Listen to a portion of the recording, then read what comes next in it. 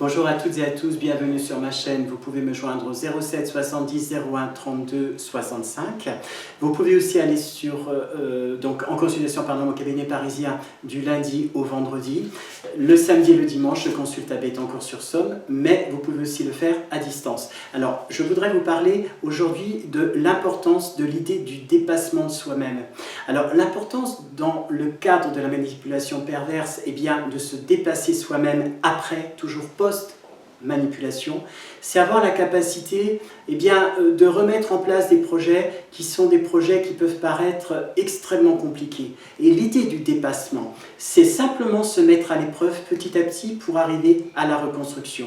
Lorsque les patients en thérapie ont du mal au début à se défaire de cette sensation, je les encourage en fait au dépassement, mais en fonction de leur capacité. Par exemple, faites une échelle toute petite, voilà, vous montez peu à peu chacun des barreaux de l'échelle pour arriver à un résultat. Non pas en vous poussant violemment, mais en le faisant à votre rythme. Et vous verrez qu'en envisageant votre avenir de cette façon-là, par le dépassement, il est possible d'arriver à se reconstruire tout doucement et à son rythme. Et le plus important, récemment je recevais en fait une dame qui me disait que si une personne qui s'arrête de fumer, elle repart de zéro. Je lui ai dit que je n'étais pas d'accord. L'idée de repartir à zéro, oui.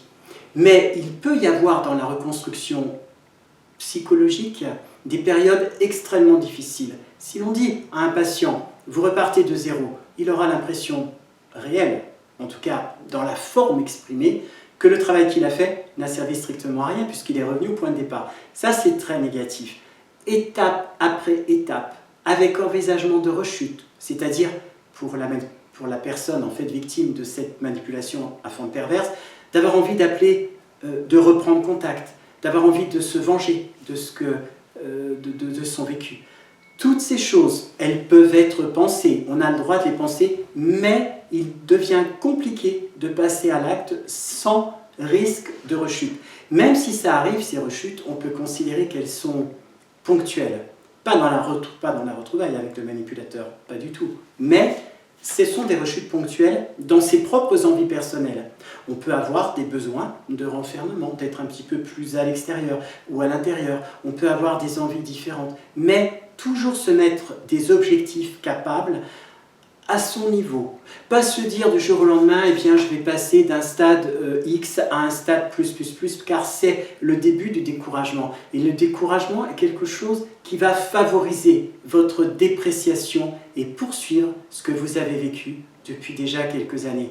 Réagissez, merci, à très bientôt, au revoir.